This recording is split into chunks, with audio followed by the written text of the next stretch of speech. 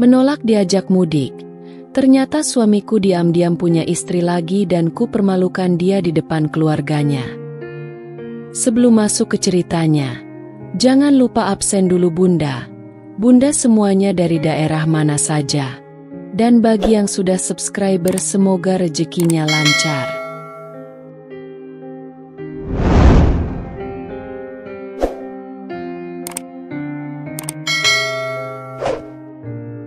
Namaku Lestari, usia 32 tahun. Sejak kecil aku terbiasa hidup sederhana. Ayahku seorang tukang kayu, dan ibuku membuka warung kecil di rumah. Kami hidup pas-pasan, namun penuh cinta. Nilai-nilai kesetiaan, kerja keras, dan kejujuran sudah ditanamkan sejak dini oleh kedua orang tuaku. 5 tahun yang lalu, aku menikah dengan pria bernama Dika. Dia berusia 2 tahun lebih tua dariku, dan kami bertemu saat sama-sama bekerja di perusahaan distributor makanan di Jakarta. Awalnya, Dika terlihat sangat perhatian, sabar, dan pekerja keras. Dia sering mengantarku pulang, membantu ketika aku lembur, dan selalu tahu bagaimana membuatku tersenyum di tengah hari kerja yang melelahkan. Dika berasal dari keluarga yang cukup berada di kampung halamannya di Jawa Tengah. Orang tuanya petani yang sukses, memiliki beberapa hektar sawah dan kebun. Berbeda denganku yang berasal dari keluarga biasa, keluarganya dikenal cukup terpandang di kampungnya. Saat pertama kali bertemu dengan mertuaku, aku merasa kecil dan canggung. Mereka berbicara dalam bahasa daerah yang kadang tidak aku pahami, dan tak jarang terselip komentar menyakitkan tentang latar belakang keluargaku yang enggak sepadan. Namun Dika selalu membelaku. Jangan pedulikan omongan mereka. Sayang, yang penting aku cinta kamu, bukan mereka. Katanya waktu itu sambil menggenggam tanganku. Aku luluh. Setelah menikah, kami tinggal di rumah kontrakan kecil di pinggiran Jakarta. Kami belum punya anak karena menurut dokter, rahimku lemah dan butuh perawatan. Aku merasa bersalah, tapi Dika mengatakan bahwa ia tidak masalah. Kita berdua cukup. Anak nanti juga bisa nyusul, katanya sambil mencium keningku. Lagi-lagi, hatiku meleleh oleh perhatian yang tampak tulus itu. Kami menjalani kehidupan rumah tangga yang tampak baik-baik saja. Aku bekerja sebagai staf administrasi di sebuah kantor logistik, sementara Dika baru pindah kerja ke perusahaan pengadaan barang milik temannya. Kami tidak kaya, tapi cukup. Tidak mewah, tapi bahagia. Setidaknya, itu yang aku pikirkan selama ini. Namun, belakangan ini ada sesuatu yang berbeda dari Dika. Dia mulai sering pulang larut malam, kadang tidak pulang sama sekali dengan alasan lembur mendadak, atau harus keluar kota mendadak. Aku sempat bertanya, namun dia selalu punya jawaban siap. Terkadang marah, terkadang memelukku erat sambil berkata aku terlalu curiga.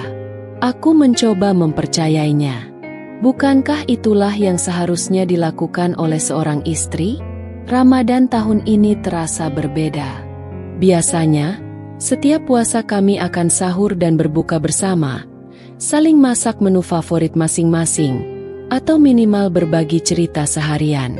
Tapi tahun ini, aku lebih sering sahur sendiri, berbuka sendiri. Dika seringkali menghilang saat waktu berbuka. Maaf ya, tadi buka puasa bareng tim kerja. Dadakan banget. Tulisnya di WhatsApp. Pesan itu terasa hambar. Tak ada foto makanan seperti biasanya. Tak ada video call. Aku mulai curiga. Tapi lagi-lagi, aku menahan diri. Aku tidak ingin menuduh tanpa bukti. Meski hatiku mulai terasa dingin oleh curiga yang makin membeku. 2 minggu sebelum Lebaran, Dika mendadak mengajakku mudik ke kampung halamannya. Ayo kita mudik tahun ini. Ibu juga nanyain kamu terus. Sudah lama kamu nggak kesana, Thea. Aku menatap wajahnya. Nada suaranya biasa saja, namun ada yang mengganjal di dalam dadaku.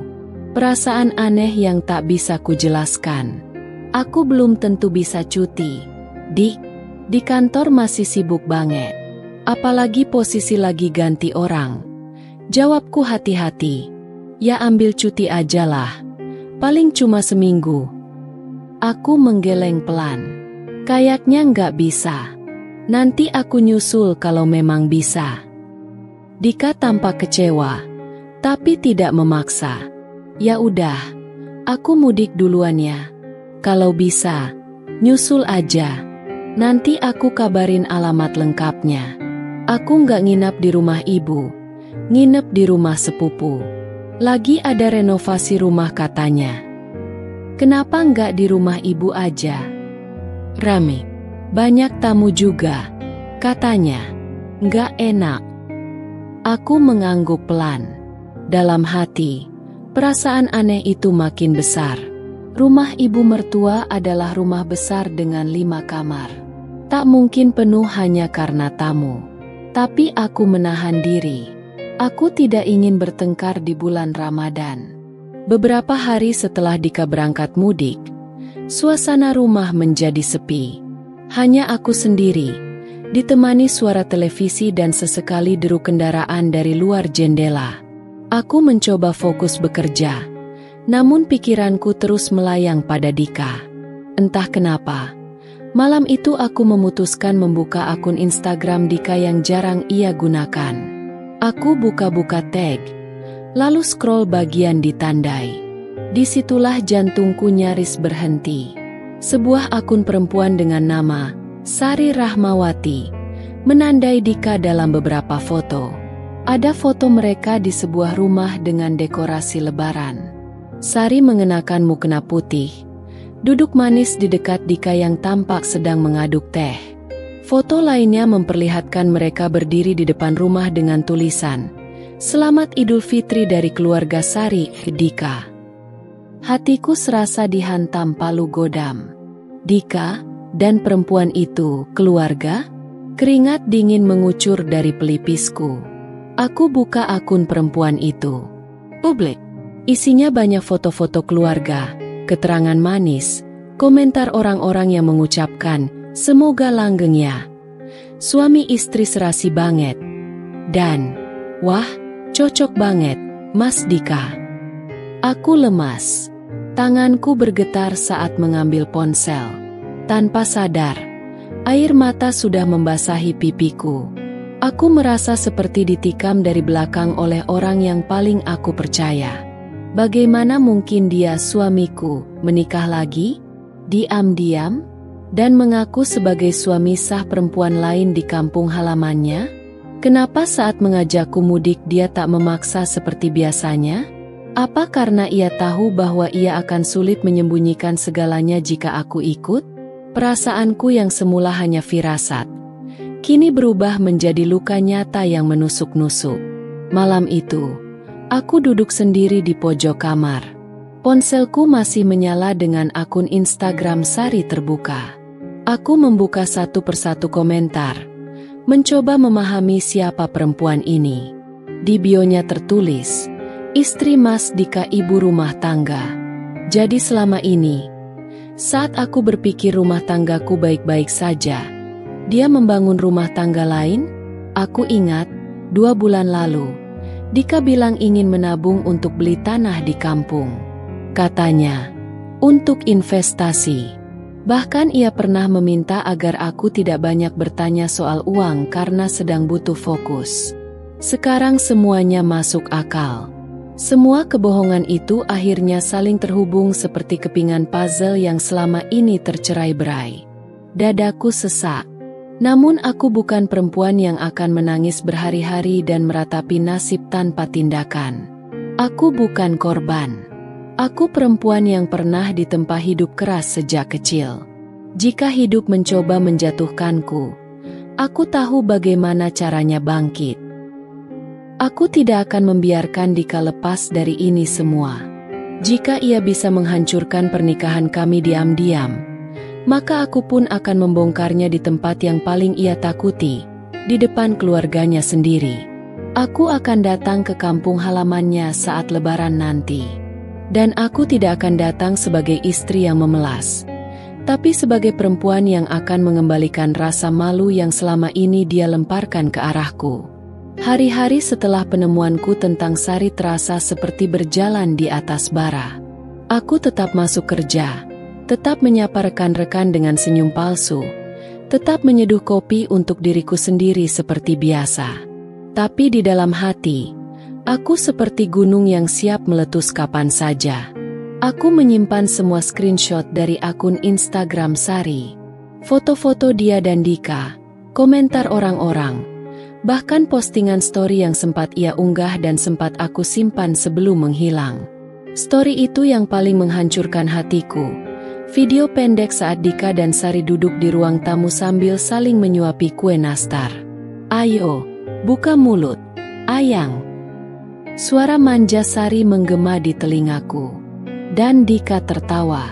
Tawa yang dulu hanya untukku.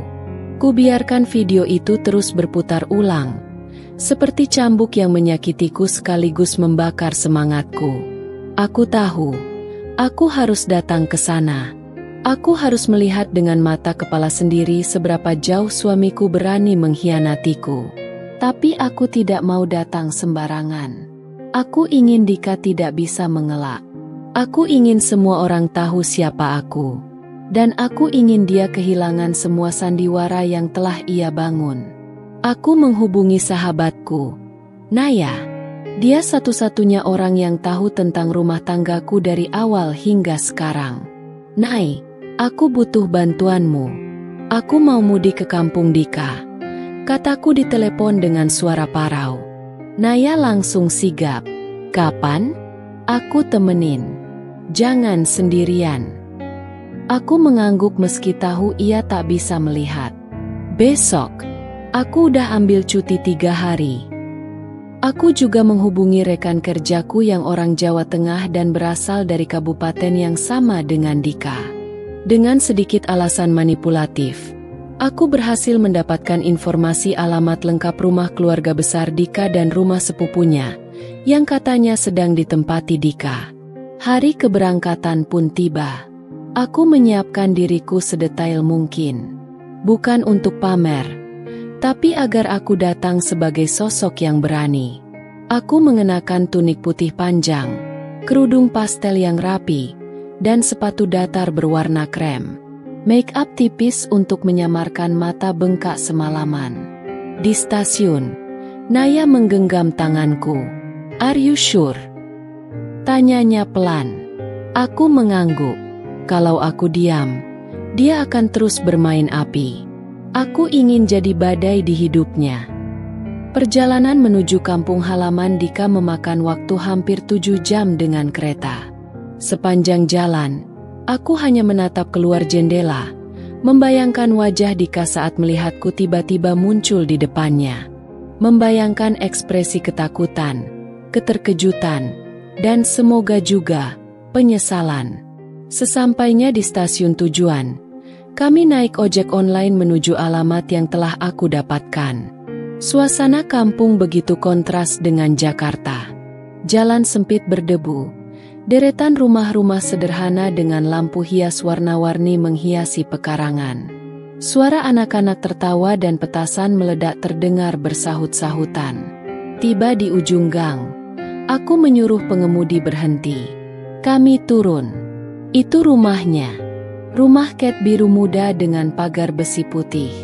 Di depan rumah tergantung spanduk besar bertuliskan, "Selamat Hari Raya Idul Fitri, keluarga BPK Dikas Ibu Sari."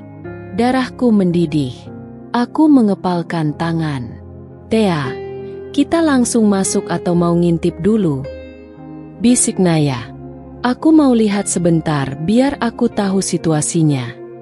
Kami bersembunyi di balik pohon mangga yang cukup besar di pinggir pagar. Dari situ, aku melihat seseorang keluar rumah membawa nampan berisi kue lebaran. Sari. Dia mengenakan kebaya encim merah marun. Rambutnya disanggul rapi. Senyumnya merekah saat menyambut seorang tamu yang baru datang. Beberapa saat kemudian, muncullah Dika. Pakai sarung dan baju koko putih gading. Wajah itu, Wajah yang dulu menatapku penuh cinta, kini sedang tertawa di samping perempuan lain. Aku menggigit bibir hingga nyaris berdarah. Aku ingin menerobos masuk saat itu juga. Tapi tidak. Bukan sekarang. Aku butuh momen. Kami memutuskan menginap di rumah singgah sederhana yang disewakan warga setempat tak jauh dari situ. Malam itu, aku tidak bisa tidur. Aku menuliskan semua rencana dalam buku kecil. Aku tahu malam takbiran akan jadi waktu paling ramai. Keluarga besar Dika pasti berkumpul di rumah itu. Aku akan datang tepat saat semua mata tertuju pada mereka. Aku mengemas semua bukti yang aku punya ke dalam satu flash disk. Video Instagram, tangkapan layar, surat nikahku dengan Dika, bahkan buku nikah asli. Aku tahu aku tidak perlu banyak bicara jika bukti sudah cukup menghantam. Dan aku punya satu rencana tambahan. Aku akan menyewa fotografer lokal. Aku tidak ingin hanya mengungkap kebenaran. Aku ingin mengabadikan wajahnya saat topengnya jatuh. Keesokan harinya, suasana kampung sudah ramai. Malam takbiran dimulai sejak sore. Anak-anak bermain petasan. Orang dewasa bersiap-siap dengan hidangan khas Lebaran. Sementara itu, aku berdiri di depan cermin dengan pakaian terbaik yang kupunya. Ini bukan tentang menang atau kalah, gumamku pada diri sendiri. Ini tentang harga diri. Pukul 8 malam, aku dan Naya bergerak menuju rumah itu. Jalanan ramai. Di tangan, aku membawa amplop coklat berisi salinan bukti. Di pundakku, ada tas kecil berisi flash disk dan ponsel dengan semua dokumen digital. Kami tiba di depan rumah Dika. Musik Lebaran terdengar dari dalam rumah. Tercium aroma opor ayam dan ketupat. Di halaman, ada sekitar 20 orang. Semua tampak duduk melingkar di tikar sambil berbincang. Aku melangkah pelan ke dalam. Naya di belakangku, merekam diam-diam dengan kamera ponselnya. Dan di sana, tepat di tengah-tengah kerumunan, Dika dan Sari duduk berdampingan. Sari menggenggam tangan Dika dengan manja. Keluarga besar tertawa, sesekali memuji pasangan itu. Seseorang menoleh ke arahku. Wajahnya berubah bingung. Itu siapa ya?" bisik seorang perempuan paruh baya. Wajah Dika menoleh. Seketika, dia terpaku. Matanya melebar. Wajahnya pucat. Napasnya tertahan. Ia berdiri setengah ragu. "Lestari?" Suaranya lirih, nyaris tak terdengar. Semua mata kini mengarah padaku. Aku tersenyum, tapi senyum yang sama sekali tidak mengandung kebahagiaan. "Selamat malam semuanya," ucapku lantang. "Perkenalkan, saya Lestari, istri sah dari Dika. Kami menikah 5 tahun lalu. Dan sampai detik ini, saya belum pernah bercerai darinya." Ruangan hening, seolah waktu berhenti berdetak. Sari perlahan melepaskan genggaman tangannya dari tangan Dika. Beberapa orang tampak terkejut. Seorang pria setengah baya, paman Dika mungkin, berdiri. "Dik, apa ini maksudnya?"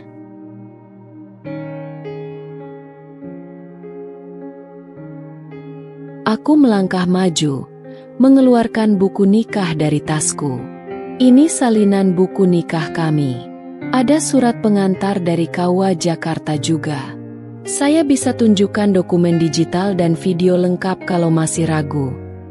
Wajah Dika berubah seperti kain yang direndam cuka. Pucat, tak berdaya. Aku bisa jelaskan, sayang." "Jangan panggil aku sayang," bentakku. Suaraku bergetar.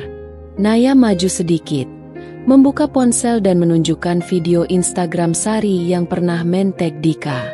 "Kalau Mas Dika merasa ini bukan istri keduanya, kenapa tampil di media sosial sebagai suami?"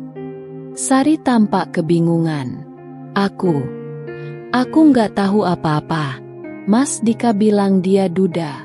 Dia bilang pernikahan sebelumnya sudah selesai. Aku tertawa pelan. Duda? Padahal baru 2 minggu lalu tidur di sampingku. Semua orang saling berpandangan. Beberapa mulai berbisik, dan seorang tante terlihat menepuk dahi sambil menggelengkan kepala. Dika menunduk. Untuk pertama kalinya, aku melihat dia kehilangan seluruh kepercayaan dirinya. Dan itulah tujuanku malam ini. Dika berdiri mematung. Matanya tak sanggup menatapku, padahal seluruh keluarga besarnya kini menatapnya dengan tatapan yang sama. Penuh tanya, kecewa, marah, bahkan jijik. Aku melangkah lebih dekat ke tengah ruangan. Suara sepatu haku terdengar begitu jelas di antara sunyi yang menggema. Mas Dika ini memang hebat, ucapku lantang, menyisir pandangan ke arah semua yang hadir. Di Jakarta, dia suamiku.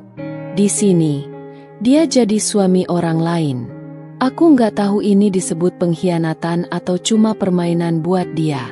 Tapi satu yang pasti, dia lupa kalau aku bukan perempuan yang bisa diinjak-injak sesukanya. Lestari, ini cuma kesalahpahaman. Dika akhirnya bersuara. Suaranya gemetar seperti anak kecil tertangkap basah mencuri uang jajan. Aku menatapnya dengan mata menyala. Kesalahpahaman? Kau nikahi perempuan lain di belakangku. Kau tinggalkan aku di rumah sendirian saat lebaran. Dan kau bilang itu kesalahpahaman. Suaraku meninggi. Sari kini berdiri. Wajahnya memucat. Mas Dika, kamu bilang kamu duda. Kamu bilang istrimu ninggalin kamu karena kamu nggak mapan. Kamu bilang kamu sendirian. Butuh seseorang yang bisa temani kamu mulai dari nol. Aku menoleh menatap Sari dengan sorot tajam. Aku nggak pernah ninggalin dia. Aku yang biayai hidupnya selama ini. Dia numpang hidup dariku sejak kami nikah. Rumah di Jakarta atas nama siapa? Kendaraan yang dipakai? Bahkan cicilan rumah ini, siapa yang bantu lunasi tahun lalu? Mas Dika. Beberapa keluarga Dika saling memandang. Salah satu tante, yang tadi menyambutku dengan senyum bingung, menunduk dan berbisik pada suaminya. Suasana mulai memanas. Dika mundur setapak, berkeringat dingin. Aku cuma nggak mau bikin malu keluarga. Aku bingung harus ngomong apa. Aku mengangkat tanganku, menghentikan ucapannya. Cukup, kau bukan takut bikin malu keluarga. Kau takut ketahuan wajah aslimu. Aku lalu membuka tasku dan mengeluarkan ponsel. Kuputar video dari Instagram story Sari. Semua yang hadir bisa melihat Dika dan Sari tertawa manja, saling menyuapi nastar di ruang tamu rumah ini. Wajah Dika jelas terlihat bahagia, tak sedikit pun tampak bersalah. Ini bukan rekayasa. Kalian bisa cek sendiri. Waktunya baru 2 hari lalu. Dan selama 2 hari itu, aku menangis sendiri di Jakarta, menunggu suamiku yang janji akan pulang setelah urusan kantor selesai. Aku menatapnya lagi. Urusan kantor ternyata berarti bulan madu.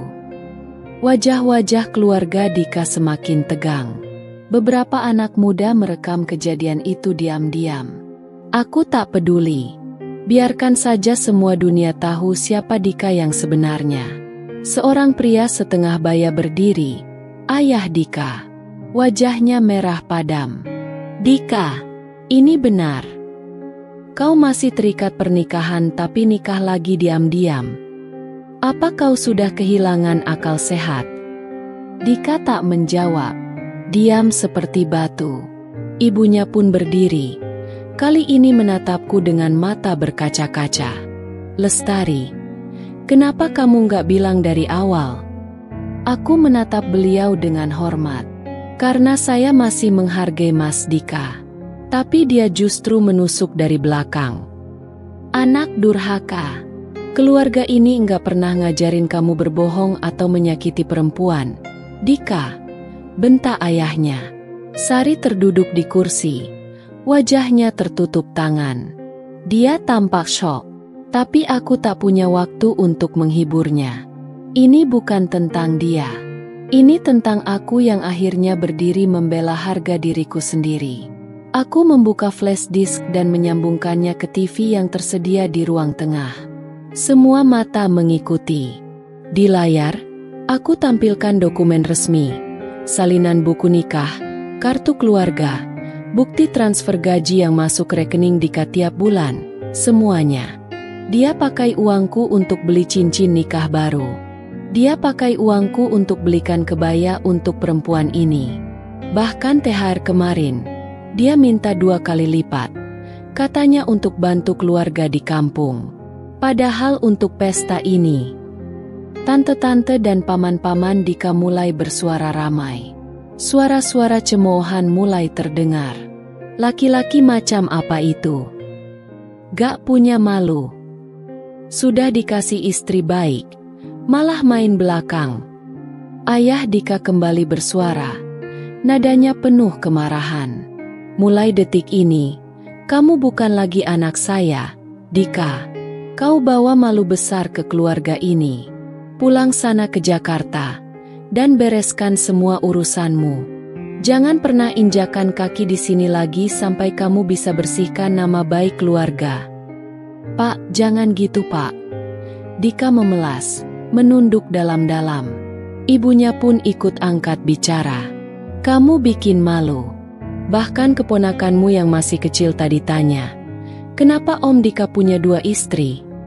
Kamu kira kami bisa jawab apa, Dik? Aku menatap Dika untuk terakhir kalinya malam itu. Tatapan yang penuh luka. Tapi bukan luka karena ditinggal. Luka karena kepercayaan yang dibunuh hidup-hidup. Mulai malam ini, ucapku tenang tapi menggigit. Aku bukan lagi istrimu. Aku akan urus perceraian. Kau bebas dari beban yang selama ini kau pura-pura tanggung. Tapi ingat satu hal, Dika. Kau tak akan pernah bisa beli rasa hormat yang telah kau buang dengan pengkhianatan. Aku berjalan pergi. Naya menyusul di belakangku. Langkahku mantap, tegak. Di belakangku, suara ribut-ribut masih terdengar. Tapi aku tak lagi peduli. Langkah-langkah kecil menuju kebebasanku telah kumulai malam ini. Dan kali ini, aku tak akan menoleh ke belakang. 2 minggu setelah aku tinggalkan rumah Dika di kampung, hidupku berubah total. Rasanya seperti membuka jendela setelah bertahun-tahun terkurung dalam ruangan gelap. Udara segar itu menyentuh hatiku, memberiku harapan baru. Aku tak langsung menangis setelah kejadian malam itu. Tangisku sudah habis sebelum semua topeng Dika kulepaskan di depan keluarganya. Setelah itu, hanya ada satu kata dalam kepalaku, bangkit. Aku segera mengurus perceraian. Tak kusangka, prosesnya berjalan cepat karena Dika tidak punya pembelaan kuat. Bahkan ia tak datang ke sidang pertama. Mungkin malu, mungkin takut berhadapan denganku lagi. Tapi tak penting. Aku sudah selesai dengan lelaki itu. Yang lebih mengejutkan, banyak keluarga Dika yang diam-diam menghubungiku. Beberapa minta maaf, ada yang memberi dukungan, bahkan ada yang mengaku sudah lama tahu keburukan Dika tapi takut bicara. Aku hanya membalas dengan sopan. Aku tidak dendam, kataku pada salah satu pamannya lewat telepon. Tapi aku juga tak akan pernah kembali ke masa lalu. Aku kembali ke pekerjaanku sebagai desainer interior. Semangatku justru lebih membara. Aku ambil proyek-proyek besar, termasuk desain ulang restoran terkenal di pusat kota. Nama dan portofolioku naik cepat. Banyak klien mulai mempercayakan proyek mereka padaku. Tak butuh waktu lama, aku dipercaya menjadi kepala proyek untuk pembangunan resort butik di Bali. Disinilah titik balik hidupku. Bekerja di tempat yang indah, dengan tim yang solid, aku serasa dilahirkan kembali.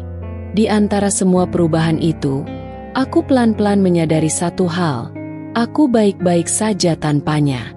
Bahkan aku lebih dari sekadar baik-baik saja. Aku berkembang, bersinar. Hidupku tak lagi dipenuhi rasa takut atau ragu. Aku mulai mencintai diriku sendiri. Sesuatu yang dulu selalu kusembunyikan demi mempertahankan rumah tangga yang sebenarnya rapuh. Suatu hari, sebuah pesan WhatsApp masuk ke ponselku dari nomor yang tak kusimpan. "Tari, bolehkah aku bicara sebentar saja? Aku cuma ingin minta maaf. Aku sekarang benar-benar kehilangan semuanya." "Dika." Aku menghela napas. Ada detak kecil di dadaku. Bukan karena rindu, bukan. Tapi karena aku sadar, rasa sakit itu sudah mati. Bahkan bayangannya pun tak mampu mengguncangku lagi. Aku tak membalas pesannya. Namun beberapa hari kemudian, aku mendapat undangan dari sebuah talk show televisi nasional. Mereka ingin mengangkat kisah perempuan yang berhasil bangkit dari luka pernikahan dan membangun karir cemerlang setelah perceraian. Rupanya, ceritaku viral di media sosial sejak rekaman malam itu tersebar. Awalnya aku ragu, tapi Naya meyakinkanku. "Tar, kamu nggak tahu seberapa banyak perempuan yang butuh dengar ceritamu. Biar mereka tahu, jadi korban pengkhianatan itu bukan akhir dunia." Dan akhirnya aku setuju. Di studio, di hadapan kamera, aku menceritakan semua. Dari awal pernikahan, perjuangan mempertahankan rumah tangga, luka pengkhianatan, hingga akhirnya keberanianku mengambil kembali harga diriku. Tak ada air mata, hanya senyuman tulus yang kini selalu menghiasi wajahku. Tak lama setelah itu, aku menerima undangan makan siang dari seorang investor properti. Dia adalah pemilik resort tempatku dulu dipercaya menjadi kepala proyek. Ia tertarik bekerja sama dalam bisnis desain interior eksklusif untuk villa-villa premium. Dan begitulah, aku akhirnya punya usaha sendiri. Studio desain, Tarife. Kuresmikan 3 bulan setelahnya. Nama itu gabungan dari nama panggilanku dan kata Revive. Karena hidupku benar-benar lahir kembali dari kehancuran. Suatu sore, di sebuah kafe, aku duduk menunggu rekan bisnis baruku. Dari kejauhan, kulihat sosok lelaki berjalan tertunduk, lusuh, dan tampak tua dari usia aslinya. Aku mengenalinya. "Dika." Dia menghampiriku. Ragu. Aku mengangkat wajah. "Tenang, Lestari," ucapnya pelan. "Silakan duduk, kalau kamu ingin bicara." Dia duduk, pandangannya kosong. Tak ada kesombongan yang dulu selalu melekat di wajahnya. Aku kehilangan semuanya," bisiknya. "Setelah kau pergi, Sari juga tinggalkan aku. Dia ternyata hanya ingin hartaku. Rumah yang di kampung sudah dijual orang tua. Aku sekarang ngontrak, kerja serabutan. Maaf, aku tahu aku nggak pantas minta ini. Tapi aku cuma pengen bilang." Aku menatapnya lurus. "Kamu menyesal?" tanyaku. Dia mengangguk cepat. "Banget, gila banget. Dan kamu sekarang jauh lebih sukses. Aku bangga sama kamu." Aku tersenyum. Bukan senyum mengejek, tapi senyum seorang perempuan yang tak lagi menyimpan luka. "Aku juga bangga pada diriku sendiri, Mas. Tapi bukan karena aku berhasil lebih dari kamu. Aku bangga karena aku berani mengambil kembali hidupku dari orang yang merampasnya." Dika menunduk dalam. "Aku layak dibenci." Aku menggeleng. "Aku tidak benci kamu. Aku berterima kasih." Dia menatapku bingung. "Kalau kamu gak hancurkan aku waktu itu, aku gak akan pernah tahu seberapa kuat aku sebenarnya. Pengkhianatanmu adalah tamparan yang menyadarkanku untuk mencintai diriku sendiri." Aku bangkit dari duduk. "Semoga kamu juga bisa menemukan hidup baru. Tapi kali ini, mulai dari kejujuran." Aku tinggalkan dia di kafe itu. Tak menoleh, tak menyesal. Langkahku ringan. Dunia terasa cerah.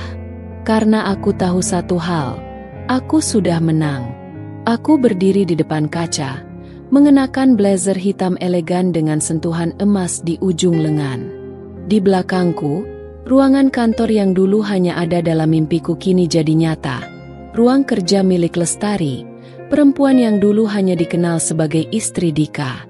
Kini, aku berdiri sebagai pemilik studio desain interior premium dengan tim sendiri, proyek nasional, dan nama yang mulai dikenal di media. Kutatap bayanganku. Wajah yang sama, tapi tidak lagi dengan tatapan sendu atau bibir yang gemetar menahan luka. Kini, mataku memantulkan keyakinan dan ketegaran. Senyumku bukan lagi topeng, tapi cerminan kedamaian yang kutemukan dalam diriku. Siapa sangka aku bisa sejauh ini? Bisikku pada diri sendiri. Aku teringat masa-masa dulu, saat aku memohon untuk dibawa mudik, hanya untuk ditinggal. Saat aku menahan rindu, sementara dia menikmati pelukan perempuan lain. Saat aku merasa tak berarti, bahkan di mata laki-laki yang pernah bersumpah akan mencintaiku seumur hidup. Sakit, ya. Tapi sekarang aku bersyukur atas semua rasa sakit itu. Luka-luka itu adalah bagian dari proses kelahiranku kembali. Tanpa mereka, aku mungkin masih terjebak dalam pernikahan penuh kepalsuan, terus-menerus mengorbankan diriku demi seseorang yang bahkan tak menghargai keberadaanku. Kini, aku sadar, aku tidak pernah kehilangan apapun. Justru dialah yang kehilangan semuanya. Ia kehilangan perempuan yang mencintainya tanpa syarat. Ia kehilangan rumah yang kubangun dengan sepenuh hati. Ia kehilangan kesempatan untuk menjadi bagian dari kebahagiaanku hari ini. Dan aku tidak kehilangan diriku. Aku menemukan diriku. Aku belajar bahwa pengkhianatan bukanlah kiamat. Itu hanyalah pintu rahasia menuju dunia yang lebih baik. Dunia yang penuh dengan versi diriku yang lebih kuat, lebih bijak, dan lebih bersinar. Pelajaran yang kupetik dari semua ini, cinta itu indah, tapi jangan pernah mengorbankan harga dirimu untuk mempertahankannya. Cinta sejati tidak akan meminta kita menyakiti diri sendiri demi orang lain. Tidak semua luka harus dibalas dengan dendam. Kadang, balasan paling tepat adalah membuktikan bahwa kita bisa bahagia tanpanya. Kebahagiaan adalah pembalasan yang paling mematikan dan paling elegan. Pengkhianatan adalah titik balik. Kau bisa memilih hancur, atau kau bisa memilih bangkit dan memulai kembali. Pilihan itu selalu ada di tanganmu, bahkan saat dunia terasa runtuh. Jangan pernah takut untuk pergi.